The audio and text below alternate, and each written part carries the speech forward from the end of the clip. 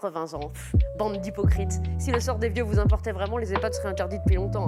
Vous êtes déjà allé dans un Dans EHPAD? cette vidéo, Elodie Pou dézingue la gestion du Covid et l'hypocrisie sur les personnes âgées, préférant choper le virus que de vivre dans un monde sans vie. Bon visionnage et pensez à vous abonner. Tout à fait, tout à fait. On va commencer immédiatement avec les abrutis de la semaine qui m'ont écrit. Vos amis, il y a je le sais que vous choix. aimez ça. Le premier message nous vient de Baise Pascal. De Baise Pascal. Ouais, c'était pas loin. Qui m'écrit, je cite, je me demande si Elodie ne serait pas anorexique. Elle est bonne celle-là. Ah, j'en ai marre qu'on me confonde avec Bernard. Cher Baise Pascal, je ne m'abaiserai pas à te répondre. Voilà. Non, et puis si. Allez, fais-toi Si, plaisir. Baise, il est petit de se moquer des anorexiques. Premièrement, ils font pas le poids pour se défendre. Mais deuxièmement, ils sont moins lourds que tes blagues. Sache qu'afin de comprendre ton propos, je me suis rendue dans un centre pour anorexiques. Et oui, on ne rigole pas avec ça. Oui, je les ai côtoyés. Oui, je les ai écoutés. Oui, j'ai appris à les connaître. Et oui, je les ai mangés. Fais gaffe à ton cul, il y a encore de la place. Deuxième message de Angèle hydroalcoolique 44. C'est Alors, les mêmes qui écrivent à Stéphane, non? oui, J'ai l'impression. Ils doivent se c'est- passer les il adresses. y a- c'est des groupes. Alors, Angèle hydroalcoolique 44. Alors, tout de suite, on va me dire oui, 44. Pourquoi se moquer de la Loire-Atlantique? Faut aussi aller attaquer les autres régions et tout. Alors, je vais bien faire des blagues sur le Berry, mais ce sera en dessous de la ceinture. Hein. Petite seconde de décalage. Bravo. Alors elle m'écrit, Angèle. Élodie, lors de votre dernière chronique, vous dites que votre belle-sœur possède un oreiller à l'effigie de Jérôme de Verdière. Vous mentez éhontément. J'ai été voir sur l'internet du l'ordinateur. Il n'existe aucun site qui le vende.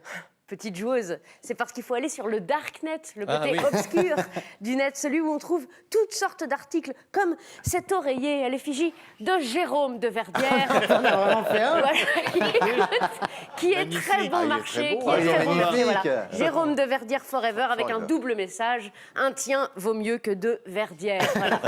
On peut le trouver sur... Et vous me, je vous me l'offre. l'offrirez. Oh, bah, Je c'est vous gentil, l'offre. Et merci. si vous faites des saloperies dessus, il est déhoussable et lavable en machine. Ah oui. Ce ne sera pas moi, je n'ai pas cette... Comme quoi, on peut le Ah, il est trouver. magnifique. On peut le Beau, il est Merci. beau, il est beau, il est beau. Vous n'avez pas les drodons, Je suis pareil pas mal dans cette photo, non, Eric? Ouais, t'es drôlement bien. Ah ouais, Ah bah, ça donne c'est envie ce de qu'on- virer sa cutie. Derrière, c'est Sanary ou la rade de Toulon? Hein? Derrière, attends, je réfléchis. Sanary, en ce moment.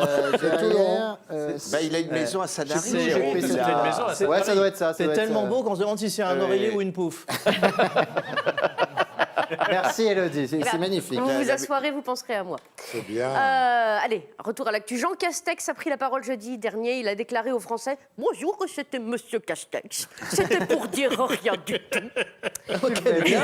Vous le faites très bien. dis donc. Alors là, oh, dis donc, oui. Une deuxième carrière s'ouvre à toi. Alors, Gérard et Michel Guidoni, on a recycle, souci à je suivre. me recycle. Non, Ça, il bouge c'est la mieux que tête, l'original, j'ai remarqué. même. Il bouge tout le temps la tête. Idodeline. C'était pour Il dire donne rien les du feuilles. tout. Idodeline. Ouais, je l'ai mis une fois à l'arrière de ma bagnole, c'était rigolo.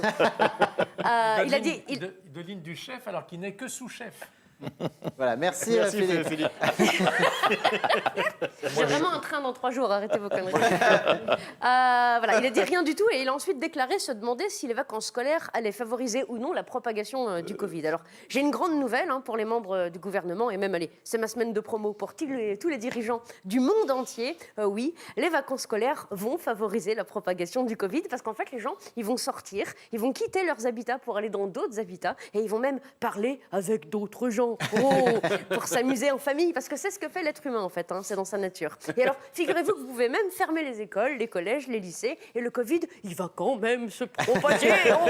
Vous pouvez laisser les théâtres et les restos fermés jusqu'en 2045 et arrêter les gens qui tentent de les ouvrir quand même, et le Covid, il va quand même se propager. Vous pouvez tous nous enfermer chez nous avec des gardes armés devant chaque porte, des drones qui tirent à balles réelles sur les mecs qui sortent quand même. Vous pouvez coller des amendes aux gens qui n'ont pas fini leur course avant 18h, fermer les frontières, les terrains de sport, interrompre les tournages, les émissions, les films, les enregistrements de films et limiter les mariages à 3 invités. Et ben le Covid, il va quand même se propager. Parce qu'en fait, c'est ce qu'ils font les virus, ils se propagent, c'est leur travail. Et vous remarquerez qu'on a beau dire ce qu'on veut, il le fait son travail, le Covid, jusqu'au bout. Et malheureusement pour nous, il le fait bien. Alors on fait quoi? On joue à 1, 2, 3 soleil sur l'autoroute jusqu'à ce qu'il reste plus personne à contaminer? Ou on arrête de faire nos flippettes et on apprend à vivre avec?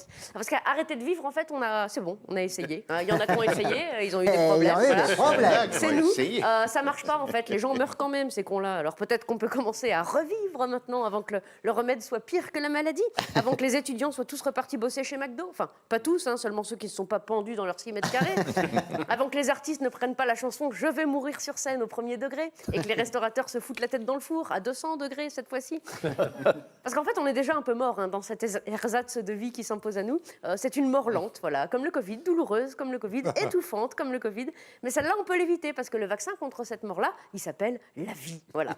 Personnellement, je préfère choper une maladie à laquelle j'ai 1% de chance de mourir que de vivre dans un monde où ma fille va finir par croire que ses grands-parents ont la tête plate à force de les voir en visio.